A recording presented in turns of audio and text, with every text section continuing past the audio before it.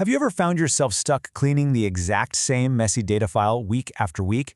It's frustrating, right? Well, today we're going to dive into a case study that's all about breaking that cycle. We're going to solve a business mystery, and in the process, we'll make that crucial shift from just fixing today's problems to designing systems that stop them from ever happening again. It all starts right here, with this number. A single store is bleeding 2,000 euros every single month. It's a total mystery, a black hole in the inventory reports. And guess what? The regional director just dropped this problem smack dab on your desk. Your mission, should you choose to accept it, find out where all that money is going. And right out of the gate, you've got a conflict.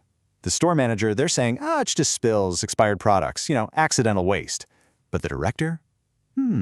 He's worried it's something a little more sinister, something more organized, maybe even theft. The stakes are getting pretty high, and you're the one who has to dig through the data and find the truth. So, picture this. You're the regional inventory manager, and the only clue you've been given is this, a messy CSV file. It's an export from the store manager's own manual log. You know the type, right? Classic shadow data. It's one of those unofficial spreadsheets someone creates because the official corporate system is just too slow or a pain to use. And as you're about to see, it is a complete and utter mess. Okay, so you've got this messy file, and right away you face your very first test. Can you resist the temptation of the quick fix trap? I mean, just look at this. These errors seem so small, but they are incredibly destructive to your analysis. You've got oat milk, and oat milk with a hyphen. To you and me, that's all the same thing. But to a computer trying to add up the costs? Nope. It sees three completely different products. There's no way you can get an accurate number out of this. It's impossible. So what's the first thing most of us would do? Pop open, find, and replace, right? Clean it all up, make a pretty report, and, call it a day. But here's the billion-dollar question. What happens next week when that manager sends you a brand new file? You're right back at square one, stuck on the same data cleaning hamster wheel. And this right here perfectly explains the quick fix trap. See, cleaning today's data feels super productive. You feel like you got something done. But it does absolutely nothing to solve this systemic problem, the broken process that creates the messy data to begin with. The real goal here isn't just to clean up the mess, it's to stop the mess from ever being made again. This brings us to a really fundamental shift in how we think. To solve this thing for good, you have to evolve your role. You have to stop thinking like just a data detective and start thinking like a systems architect. Let's break these two roles down, okay? The data detective is always reactive. They're looking backwards, sifting through the wreckage of past messes. But the systems architect? They're proactive. They are designing the frameworks that guarantee a clean future. A truly great data professional needs to be both. You have to start as the detective to figure out what's wrong. All right, so we've done our detective work. We've diagnosed the root cause. Messy, free text data entry. So now we get to put on our architect hat. It's time to stop just patching holes and start building a genuinely bulletproof system from the ground up. And here is the professional framework that's going to get us there. It's a three-tier architecture. It sounds fancy, but it's pretty simple. Tier 1 is the back end. That's our single source of truth. Tier 2 is the front end, the super simple input tool for the staff. And finally, Tier 3 is the analytics layer where we build our dashboards. Let's break down each piece. Tier 1 is the absolute foundation. This is where we create a master list of every single product we have. It is our source of truth. It's controlled, it's accurate, and, this is key, it is locked down. Nobody at the store level can just go in and accidentally change the price of an espresso to 1 cent.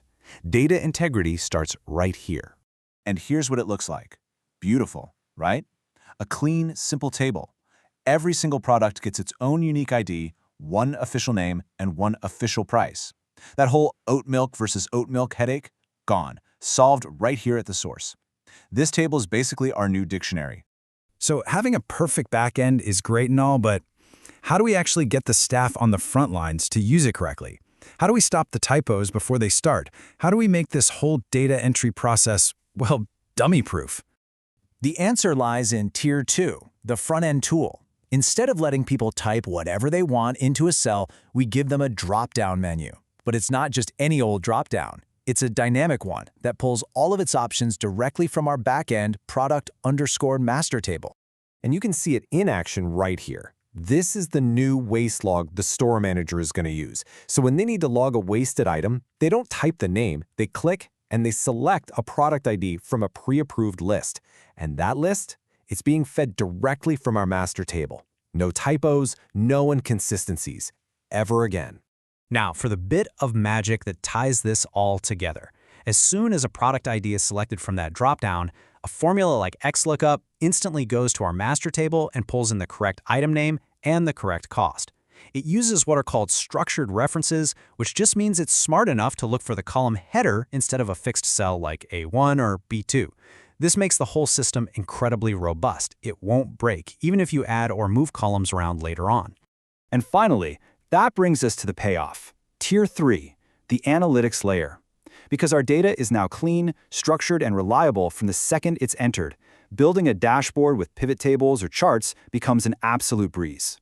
The director can get instant, trustworthy answers to her questions, and you're not spending hours every Monday cleaning up another CSV file. So, let's just step back for a second and recap this whole transformation. It wasn't just about the data, it was about our role as an analyst. We started with a messy, completely unreliable CSV file, and we turned it into a robust, 3-tier system. We shifted our entire mindset from just reactive cleaning to proactive system design. And most importantly, we went from a situation of total data uncertainty, where nobody really knew what was true, to a source of clear, actionable insight. And that 2,000 euro mystery, well, now it's finally solvable. So I'm going to leave you with this one question to think about in your own work. The next time you are faced with a messy spreadsheet, just stop and ask yourself, are you just fixing today's data, or are you seizing this opportunity to build tomorrow's system? The choice is yours.